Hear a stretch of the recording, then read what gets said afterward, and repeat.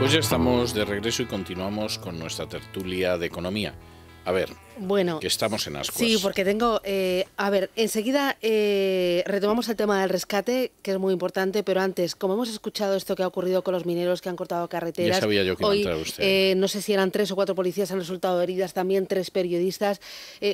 Yo estoy totalmente indignada con los mineros que se sienten más víctimas que ninguno de nosotros por esta crisis y se sienten con más derechos que ninguno de nosotros para coartarnos al resto de nosotros las libertades. Hoy hemos visto que 19.000 personas no han podido circular por las carreteras porque ellos se han puesto en la carretera paralizando el tráfico y se sienten con más derecho que el resto a recibir subvenciones. Es que, o sea, no entiendo, parece que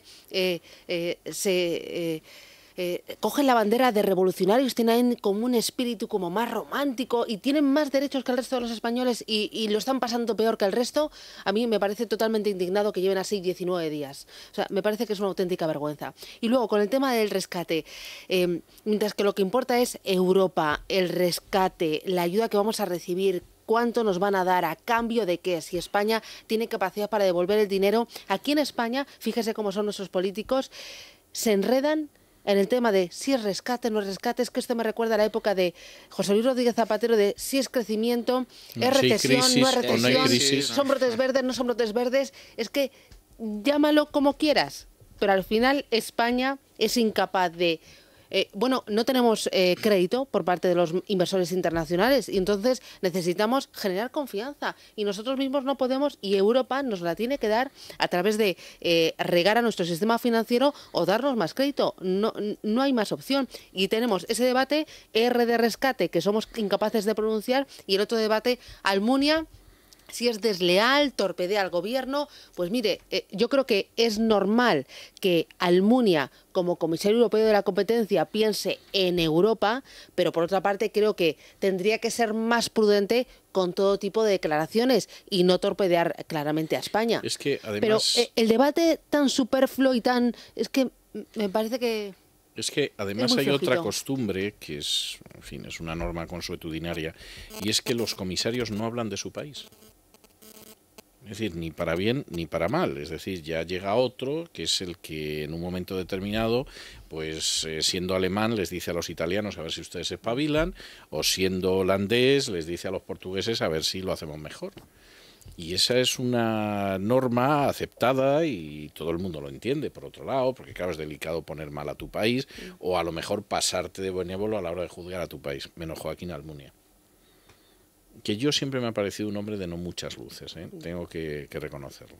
No, de todas formas, es cierto que esa política declarativa se viene reproduciendo en los últimos días y a mí lo que me parece más triste, lo más grave, lo que me parece vergonzoso, sinceramente, es que se mantenga por parte del gobierno esa política declarativa mientras el país está pues al borde de la insolvencia, porque no nos prestan dinero, está al borde de la insolvencia, o por decirlo de otra forma, al borde del rescate total, o de necesitar un rescate total por parte de las autoridades europeas, y el gobierno no haga nada.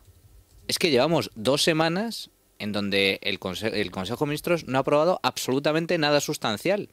Bueno, es que si me apura, en los últimos meses tampoco se ha aprobado nada sustancial. Y es que solo hay que ver un poco lo que comentaba antes, ¿no? El Fondo Monetario Internacional y la Comisión Europea, que desde luego no son organismos cuyos miembros se caractericen por ser liberales, ni mucho menos, nos han cantado a las 40 y nos las siguen cantando. Hace 2 semanas el informe de la Comisión Europea decía que las reformas estructurales en España eran insuficientes, empezando por la reforma laboral, que el gobierno de Rajoy se había equivocado al subir los impuestos directos y no los impuestos indirectos, que había que profundizar en la transparencia fiscal, que había que embridar las cuentas de las comunidades autónomas y no se ha hecho absolutamente nada. Y ahora el Fondo Monetario Internacional hoy saca otro informe de recomendaciones en el que, por cierto, el Fondo Monetario Internacional, que nos va a supervisar, que con este rescate ya nos está supervisando desde fuera, y nos dice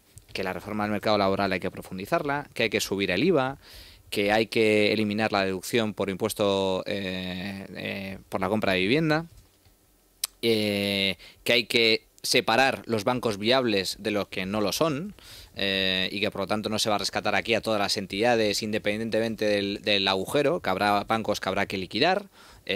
Y no pasa absolutamente nada. Bueno, pero ¿tú recuerdas esas declaraciones de Mariano Rajoy en las que dijo: no dejaré caer ninguna comunidad autónoma ni tampoco ningún banco? Ni ningún banco, ni ninguna comunidad autónoma, ni ningún ayuntamiento. Al final caerá España. Es que al final caerá España. Caeremos todos. Ayer, todos, como, absolutamente. España se batía en Polonia frente a Irlanda. Estuve echando un vistazo a Irlanda al momento en el que fue rescatado, que yo creo que fue a finales del año 2010. Entonces Irlanda llegó a alcanzar un déficit del 32%. Y necesitó la intervención de la Unión Europea, la inyección directa de capital. Fue mucho más pequeño porque la economía de Irlanda es mucho más pequeña, pero a Irlanda se le puso una hoja de ruta muy clarita con 6 puntos que tenía que acometer y que acometió de forma inmediata. Entre esos puntos, subida del IVA al 23%, recorte en el sueldo de los funcionarios del 10%, recorte también de algunas partidas de gastos sociales, por ejemplo, en sanidad, en prestaciones por desempleo, en pensiones, recorte también del salario mínimo interprofesional, era creo de €1 la hora. Bueno, y estaban despido ahí... de funcionarios. Despido de funcionarios también, y eran 6 puntos muy claritos. Y yo creo que esa misma hoja de ruta es la que tiene Mariano Rajoy, porque se la mandó Europa a José Luis Rodríguez Zapatero el pasado ejercicio, y no sé ¿a qué está tardando? ¿A qué está esperando? Bueno, pues, o quizás que teme quemarse y que... Pero si ya está tutelado. Bueno, es que, está tutelado, está tutelado, pero uno de los problemas que tiene este rescate que acaban de aprobar es que explícitamente excluye la intervención económica. No, digamos que la Troika no va a dirigir directamente la política económica y fiscal del gobierno, pero en el comunicado del Eurogrupo también se establece que esta ayuda financiera, que en todo caso yo creo que va a resultar insuficiente, en el sentido de que, bueno, si se mantiene la prima de riesgo durante las próximas semanas en estos niveles, pues ya estaremos hablando de otro escenario. Pero independientemente de todo, lo que dice el Eurogrupo es: si usted incumple los objetivos de déficit y no cumple con las reformas estructurales acordadas, pues se le podrá suspender la ayuda. Bueno, pues entonces Rajoy no está tutelado, pero en realidad lo está. Y el mensaje que le acaba de mandar el Fondo Monetario Internacional es muy directo, pero increíblemente, sorprendentemente, este hombre no hace absolutamente nada. Dice que va a hacer muchas reformas, que cada Consejo de Ministros va a aprobar una, que no va a cejar en su empeño de sacar adelante el país, pero a la hora de actuar, sinceramente, hasta día de hoy, el ejercicio económico del señor Rajoy es muy pobre. Es extremadamente pobre. Eso sí, se ha esforzado muchísimo en subir los impuestos a los españoles. Como nadie lo ha hecho. La primera reforma fue la subida de impuestos, en ese sentido, que nos crujió. Sí se ha esforzado. Se ha esforzado incluso más que el señor Zapatero. Es decir, mucho más, con mucha mayor vehemencia, con mucha mayor fortaleza. Es decir, a la hora de subir impuestos no le ha temblado el pulso. IRPF, impuestos sobre el ahorro, impuesto de sociedades eliminando deducciones, impuestos indirectos, impuestos especiales, es decir, ha subido prácticamente todas las figuras tributarias. Le falta el IVA y lo subirá. Por lo tanto, Rajoy pasará a la historia como el presidente del gobierno que más ha subido los impuestos a los españoles. Sin lugar a dudas. Ya estábamos bastante fastidiados los contribuyentes, pues aún nos los va a subir más. Y sobre esto se agarran a la excusa de que no, de que la presión fiscal en España es muy baja. Bueno, no tienen en cuenta que efectivamente... Eso es un cuento chino. Se recauda mucho menos, pero se recauda mucho menos porque es que nos hemos despeñado, nos hemos metido en un desplome económico bastante sustancial, se ha venido abajo el sector inmobiliario y el Estado recauda menos, pero los trabajadores que siguen tributando y las empresas en pie que siguen tributando no es que paguen menos, es que pagan muchísimo más que hace 2 años. Por lo tanto, el esfuerzo fiscal en España es de los más elevados de toda la Unión Europea, de toda el grupo de países desarrollados, de la OCDE. Y bueno, y ahora viene otra subida más. Se nos vendió como temporal y de temporal nada. Estos impuestos subidas de impuestos van a ser permanentes. Y lo trágico de todo, lo terrible de todo, es que no va a servir para nada, porque no va a cumplir el objetivo de déficit. Al contrario, va a profundizar todavía más la recesión y va a retrasar la recuperación económica. Menudo escenario. Fíjese que a mí se me ocurre todavía un escenario peor, y por eso de que estamos ya con un pie en el fin de semana no lo voy a decir. ¿Lo hice por Grecia, quizás? No, se me ocurre todavía un escenario... Descontado. Eso yo ya lo doy casi por descontado. No, se me ocurre un escenario todavía peor para España y además no me parece imposible, pero en fin, dejémoslo, que estamos a un paso del sábado. Acaba de llegar don Juan Ramón Rayo. ¿Cómo viene la prensa económica mañana? Pues viene precisamente, como primer tema, pues que si Rajoy ya tiene bastantes ganas de subirnos los impuestos, pues desde fuera todavía le animan más, ¿no? Expansión. El FMI pide a Rajoy que baje ya el sueldo a los funcionarios, lo cual, bueno, a lo mejor no hay que bajar el sueldo, a lo mejor hay que despedir a 1 millón de funcionarios, o de empleados públicos, mejor dicho, y que suba el IVA. El economista también, el FMI, pide bajar el sueldo a los funcionarios y subir el IVA. También habla el Fondo Monetario Internacional de rebaja en las cotizaciones sociales. También habla de eliminar la deducción por vivienda y habla también de acelerar las privatizaciones. Hoy, por ejemplo, en la rueda de prensa tras el Consejo de Ministros, cuando hemos visto que salía Soraya Santamaría y Ana Pastor, he dicho, bueno, por fin, hoy vamos a tener notición. A ver si tenemos ya la privatización de Adif, AENA, de Renfe. No, pero es que me ha invadido un halo de ingenuidad. De hecho, una de las preguntas... No, es que luego he pensado... Es usted más tierna que el Día de la Madre, no, sí, vamos. Es que digo, bueno, todavía hay esperanza. Una de las primeras decisiones que tomó el gobierno Rajoy, aparte de subir los impuestos, paralizó los procesos de privatización que estaban en marcha y que, por cierto, puso en marcha el Partido Socialista. Yo lo siento, si es que a mí me da igual las siglas PP-PSOE. En política económica y fiscal, hasta el día de hoy, el Partido Popular es más de izquierdas que el Partido Socialista. Es que además, algunos argumentos para paralizar la privatización se pueden entender si, por ejemplo, loterías, pues si te paga un cupón al Estado de X millones y lo puedes vender ahora simplemente por el doble de ese cupón, pues a lo mejor no convenga privatizarla ahora. Pero es que estamos hablando de que se ha paralizado la privatización de empresas deficitarias, que lo lógico sería privatizarlo y que pasen a ser rentables en el sector privado. No, se sigue cargando con gastos corrientes al presupuesto general del Estado, y ya no que nos obtengan ingresos, es que además nos cuesta mantenerlo en pie. Por tanto, eso sí que no tiene absolutamente ningún sentido. Luego, pues claro, si los gobiernos no hacen lo que tiene que hacer, pues ¿qué pasa? Que la prima de riesgo sube y sube por los especuladores, ya sabemos. El economista, la prima y el bono, impasibles al rescate. No. Pasarle el agujero de la banca al Estado sin que el Estado además haga lo más mínimo para ajustarse, es decir, le metemos 100.000 millones de euros más de deuda al Estado y el Estado no hace ningún plan de ajuste. Dirán que es que los mercados sobrereaccionan y que es por culpa de Grecia y de Italia. Es Grecia. Sí, es Grecia, ahora es Grecia. Cuando pase ya lo de Grecia, que ahora es Grecia. No pasa y nada. Esto también es Grecia. Expansión. La deuda pública se duplica desde el inicio de la crisis. Pues no, bueno, eso evidentemente no es Grecia. Aunque se parece. No es Grecia. Evidentemente no es Grecia.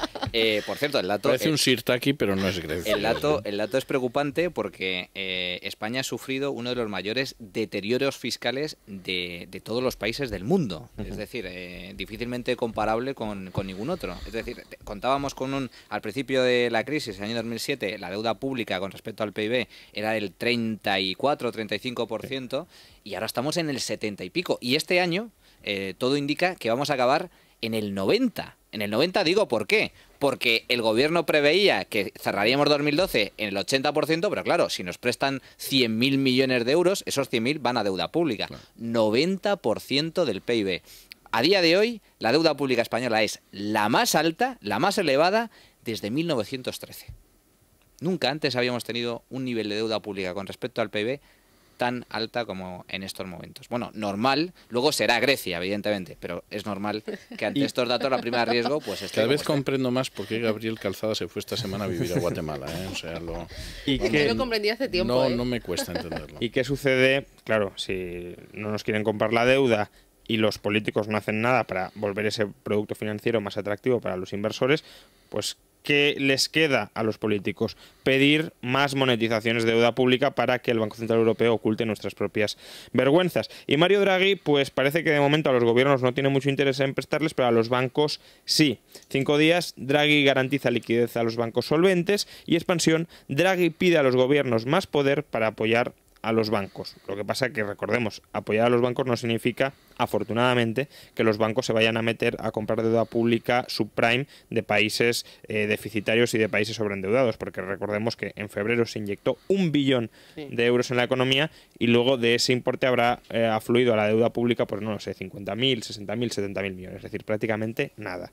En el caso de los bancos españoles sí es cierto que aprovecharon esa línea de liquidez para comprar más deuda pública española y más deuda pública, y los bancos italianos más deuda pública italiana, pero también es cierto que los bancos extranjeros, el resto de bancos europeos que recibieron también cientos de miles de millones de euros, no compraron deuda pública ni española ni italiana. Pero es que incluso los bancos españoles debieron recibir unos 200.000 y en deuda pública habrán comprado 30.000, 35.000, no han comprado más, porque es decir, todas las compras del Tesoro este año han sido 50.000 y no todas se han efectuado con la línea de crédito. Por tanto, incluso los bancos españoles presionados por el gobierno han destinado una parte menor de toda la línea de liquidez. Había un dato, son bancos, pero no son idiotas. Había un dato curioso que salía en la memoria financiera del Banco de España, en el que efectivamente el año pasado los grandes bancos españoles, básicamente BBVA, Santander y los bancos solventes de España, habían comprado muy poca deuda pública, y qué casualidad o no, las entidades intervenidas por el FROP, es decir, nacionalizadas o seminacionalizadas, habían disparado la compra de deuda pública española. Por cierto, no solo las entidades nacionalizadas, es decir, el propio Estado se compra su propia deuda a través de los bancos que ha intervenido, sino que hace uso de la hucha de las pensiones, el famoso Fondo Reserva de la Seguridad Social, que está ahí para casos de emergencia, por si hay algún problema de liquidez, poder tirar de ahí para seguir pagando las pensiones. Pues bien, está ya en el 90 y pico % invertido en deuda pública española, y Rajoy, lejos de dar marcha atrás a esa estrategia que inició Zapatero, quiere completar el proceso y que todo ese dinero, cerca de 70.000 millones de euros, estén invertidos 100% en deuda pública española. Y recordemos que los bancos nacionalizados que compran deuda pública luego obtienen liquidez utilizando esa deuda pública para refinanciarla en el Banco Central Europeo. Y luego todavía nos quejamos de que el Banco Central Europeo no nos está proporcionando liquidez. Es decir, yo me imagino que algún alemán, más de uno, no debe estar muy contento con todo lo que está sucediendo aquí. Bueno, solo hay que ver las declaraciones de Merkel, ¿no? Merkel, yo creo que... Bueno, Merkel ayer daba miedo oírla, ¿eh? O sea, cuando decía eso de Spanien, ya, bueno, daba un impulso de ponerse firmes, cuadrarse por lo que pudiera suceder, vamos. Yo lo oí un par de veces y el escalofrío no me lo quitó nadie en las dos ocasiones. Pero le sorprende que lo diga con esa tan mala leche. Es que yo la había oído en otras ocasiones y no la vi yo así, ¿eh? O sea, ayer yo la encontré un tanto cambiada. En fin, Federico se empeña en compararla con el príncipe de Bequelar y, vamos, no puede dar un susto un día que puede ser tremendo, pero bueno. Hasta aquí hemos llegado hoy con nuestra tertulia de economía. Doña Susana, don Manuel, don Juan Ramón, muchas gracias, muy buenas noches. Buenas noches. Y hacemos una pausa y nos tomamos un respiro de cultura, que es obligado. Es la noche de César, con César Vidal. Es Radio.